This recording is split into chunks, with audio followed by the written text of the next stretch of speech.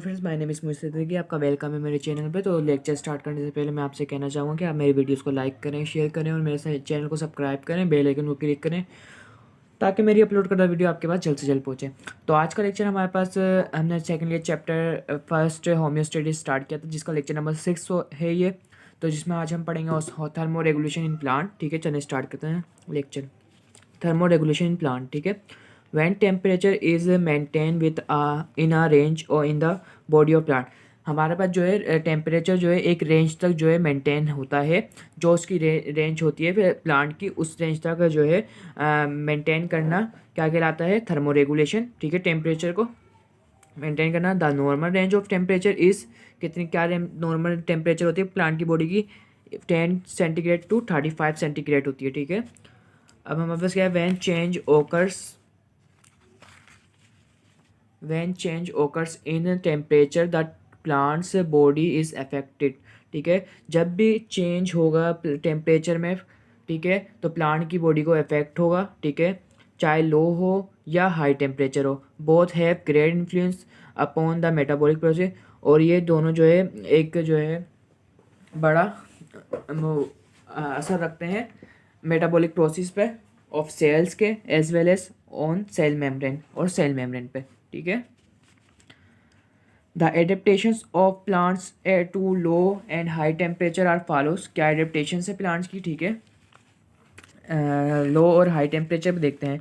Number 1 पे हमारे पास आता है लो टेम्परेचर। ठीक है, लो टेम्परेचर में हमने पहला पॉइंट हमारे पास क्या है, at low temperature the fluid nature of cells membrane is change, the lipid membrane are changed into a crystalline structure due to which transport of solutes through the cell membrane becomes slow।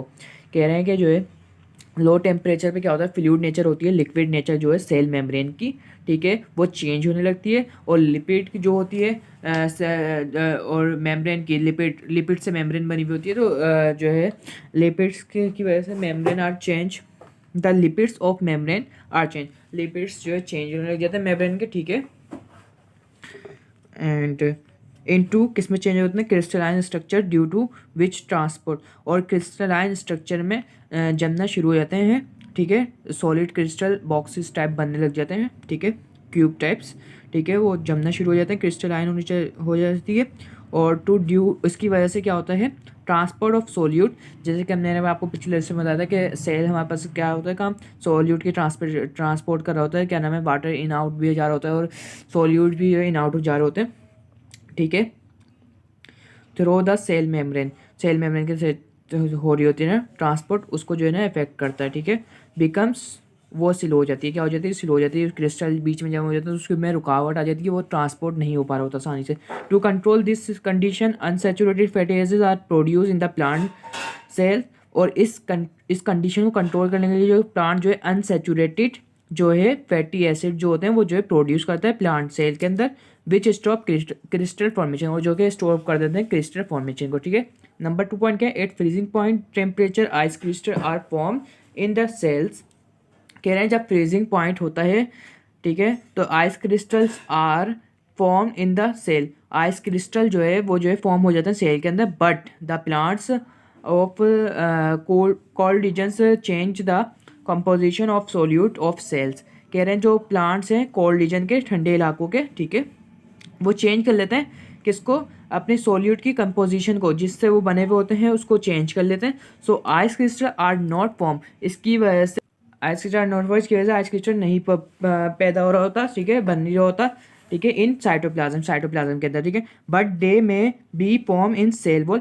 पर कह रहे हैं कि मगर ये जो है उसमें तो क्या नाम है, साइटोप्लाज्म में तो नहीं हो सकता फॉर्म, पर किस में हो सकता है, सेल वॉल में हो सकता है। This condition is known as freezing tolerance. इस कंडीशन को पूरे नाम कहते हैं फ्रीजिंग टॉलरेंस। जब जो है लो फ्रीजिंग पॉइंट पे जब जो है हमारे पास सेल के कंपोजिशन, कोल्ड रीजन के जो प्लांट्स होते हैं वो अपनी कंपोजिशन की, सेल की कंपोजिशन को जो है चेंज कर लेते हैं, और उसमें जो है क्या नाम है, सेल साइटोप्लाज्म में आइस क्रिस्टल पैदा नहीं हो रहे होते, बन नहीं होते, वो बस कह रहे हैं कि हाँ अगर उसके इसमें बन सकते हैं सेल वॉल में, तो इस कंडीशन को क्या कहते हैं, पूरी freezing tolerance. Below freezing point the cytoplasm becomes very cool.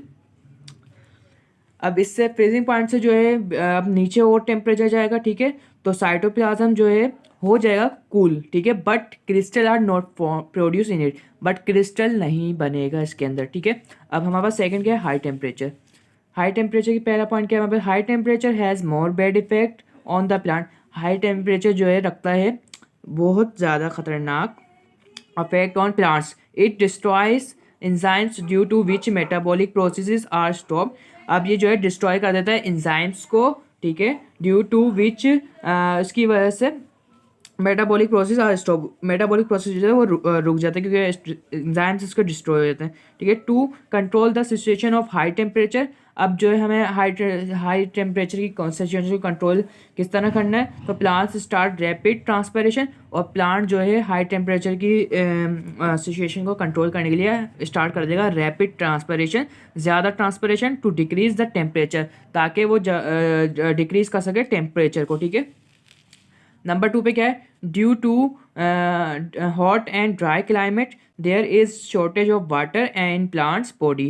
कह रहे हैं हॉट, गर्म या ड्राई, ड्राई माने खुश्क क्लाइमेट में, मौसम में जब जो है हमारे पास शॉर्टेज होती है वाटर की, ठीक है, तो प्लांट बॉडी के अंदर स्टोमेटा आर क्लोज, स्टोमेटा जो होते हैं प्लांट्स के वो क्लोज हो जाते हैं, बंद हो जाते हैं थ्रू स्टॉप ट्रांसपायरेशन, और ट्रांसपायरेशन को स्टॉप करने के लिए, ठीक है। अब हमारे पास नंबर 3 पॉइंट है, एट अबव 40 सेंटीग्रेड टेम्परेचर। अब जो है उसकी रेंज से भी ज़्यादा 40 अबव चल जाएगा टेम्परेचर, तो certain heat shock protein are produce in plant body. तो प्लांट बॉडी में जो है, प्लांट अपनी बॉडी में जो है हीट शॉक प्रोटीन जो है प्रोड्यूस कर लेगा। This heat shock protein protect the enzyme, और ये जो हीट शॉक प्रोटीन है ये प्रोटेक्ट करेंगे एंजाइम को फ्रॉम डिस्ट्रॉइंग एंड डीनेचरिंग, उसको डिस्ट्रॉय होने से बचाएंगे और डीनेचरिंग होने से बचाएंगे, ठीक है। अब हमारे पास जो है 4th पॉइंट है, in some plants shiny cuticle is present which protect them from high temperature. अब कह रहे हैं कुछ प्लांटों में हमारे पास जो है ना, क्या नाम है, शाइनी क्यूटिकल एक लेयर होती है वो प्रेजेंट होती है, क्या कर देती है वो, विच protect them from high temperature, और वो सनलाइट की रेस को अवॉइड करती हैं, ठीक है, और जो है क्या नाम है उससे जो है हमारा हाई टेम्परेचर को रोकती है, प्रोटेक्ट करती है, ठीक है, बचाती है। अब नंबर 5 पर हमारे in some plants leaves are reduce in size. कह रहे हैं कुछ प्लांट्स में जो है लीव्स का जो है साइज रिड्यूस हो जाता है, ठीक है, ताकि उसको ज़्यादा ट्रांसपेरेशन ना करनी पड़े, ठीक है। समटाइम्स, अब हमारे पास नंबर 6 पे क्या है, sometimes wilting of leaves occurs to avoid the high temperature. अब सब टाइम जो है ना विल्टिंग जो है ना प्लांट्स बॉडी क्या करती हैं, जो है ना लीव्स को विल्टिंग कर देती हैं, मोड़ लेती हैं, गिरा देती हैं, ठीक है, टर्न कर लेती हैं, occurs to avoid the high temperature, और अवॉइड करने के लिए हाई टेम्परेचर, ताकि जो सनलाइट उस पर डायरेक्ट ना पड़े। और अब यहाँ मेरा लेक्चर यहाँ ख़त्म होता है, तो नए लेक्चर के साथ मैं जल्दी हाजिर होऊंगा, तो मुझे दीजिए इजाज़त, अल्लाह हाफिज़।